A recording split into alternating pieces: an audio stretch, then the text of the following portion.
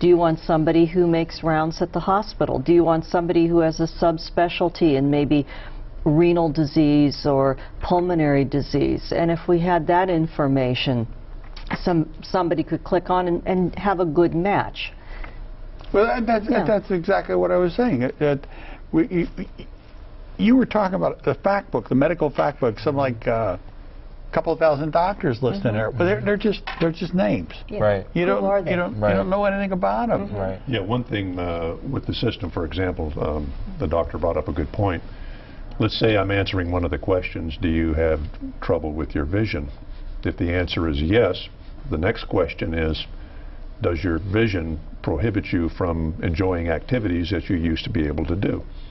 If the answer to that is yes, then some additional questions appear on the screen which get into mobility and living with declining vision.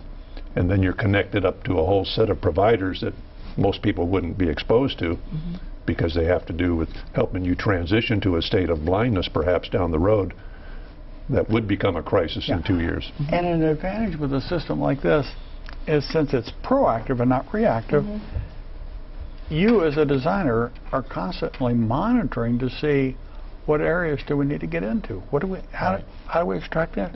Valid information.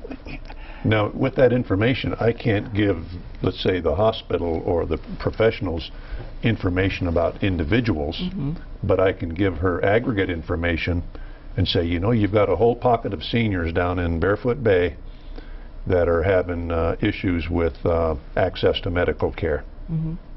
What do you want to do about it? I mean, so as a leader, they can make some decisions. Okay. Well, let's just stay focused just a minute on, Bob, quickly tell our viewers exactly how you would enter the system, what you would do with it, and I want you, Pamela, to describe what you consider the clinical benefits of having something like this. But let's just outline the system real quick for them, Bob. Okay. Starting on December 4th, although the system won't be live, we'll be in a testing mode then. They can go to www.wholeseniorconnection.com and they'll get to a web page, and the web page will welcome them and say, you know, start here. So they start and they answer a couple questions. You know, what's their zip code, how much income in the family, how many folks living in the household, and are they employed or not. Those are not very personal questions, but we need the information from a leadership standpoint for resource allocation and find out where problems are in the community. Then they complete a 50-question survey, and the answers are either yes or no. Once they've completed the survey, they submit it, and the system instantly comes back and says, based on your responses, these appear to be some of your needs. And you look at them and you're saying, yeah, like Chris said, yeah, transportation is definitely a problem because I can't drive anymore. And you click on transportation, and then the services that are available to you in the community come up on the screen. You look at each one, and you notice that one of them is elder-friendly certified, and the two others aren't. Which one am I going to select? You know, so I select elder-friendly. I can email them directly, and they'll call me, or I can just take down their number and call them at my convenience. But what I've done now is I've made a connection to a provider that I've got some confidence in. Then I go to the next question. Okay, I'm having trouble with my vision. I've been losing my vision over the last couple years. I can connect then to providers who can help me begin to overcome or learn how to live in a new way to adjust to low vision or no vision. Okay, so that's basically how the system works. The goal is you, Joe, understand what your needs are, even those that haven't become problems yet, and you proactively address them by creating your own life plan. So therefore you have a program like We Help Provide, which is identified to people, and you have something like the Paris Senior Consultation Center. Now, as a doctor, as a geriatrician, Dr. Trinetti, what do you think are some of the great clinical benefits of having not just the Senior Connection, but the We Help Provide program, which these two men have described? Well, I think many times seniors just sort of accept how things are. They'll come to my office and they'll say, well, I can't walk. I'll say, well, have you had a workup? What does your doctor say? Well, you know, my doctor checks my heart and lungs and blood pressure and says I'm fine. Well, if they're on a web program saying, wait a minute, you can't walk, here are some resources, maybe you need some physical therapy, then they realize, aha, I have a problem that might be fixable. And there's people out there who can help me fix it and keep me more functional and independent for as long as possible. They're just, the advantages and the benefits are just almost limitless. Chris?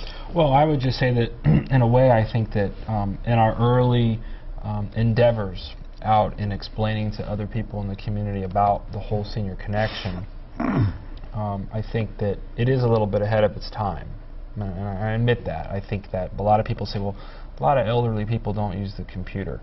That's changing and changing fast. And it is changing. If Joe Steckler can learn a computer, anybody can. That's right. Yes, yeah. I agree. That's changing. And also with the boomer generation and all those projections of all the folks that are entering in, those folks are computer savvy, and most of those folks want self-help options where they don't feel that they need to go and sit down and talk to a social worker and potentially pay $85 an hour for somebody to tell them what they need, when they can just go for free on the website and get some self-help.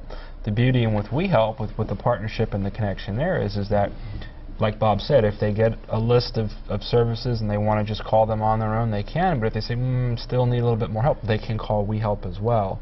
And We Help can look at the same thing that they've printed out and say, okay, here's where you're at, and here's what we can do, and hold their hand and guide them through the process. So it's an option. It can be option one or option two. It's up to the consumer. And they're involved in their development of their own care plan. And one of the things we emphasize on almost every radio show and television show we do is the need to be involved in your own planning. If you let somebody else do your planning for you, you don't become aware of some of your own needs. And you also might get referred to a service that you don't necessarily need. Okay. That's all we have time for, and I really want to thank my guests for joining me today. Chris Stagman from the Brevard Alzheimer's Foundation, Dr. Pamela Trinetti from Parish Senior Consultation Center, and Bob Seymour from ETS Incorporated and Whole Senior Connection. Thank you all for joining us today, and thank you, viewer, for watching. If you have questions or comments, you can call the Brevard Alzheimer's Foundation at 321-253-4430, and we'll get you information on how to contact one of our guests or how to utilize 211. And if you found today's episode helpful, and I sure hope you have, please be sure to tell others to watch so that more people can help themselves age with dignity. And remember that, what's that connection again? WholeSeniorConnection.com. WholeSeniorConnection.com. Thank you.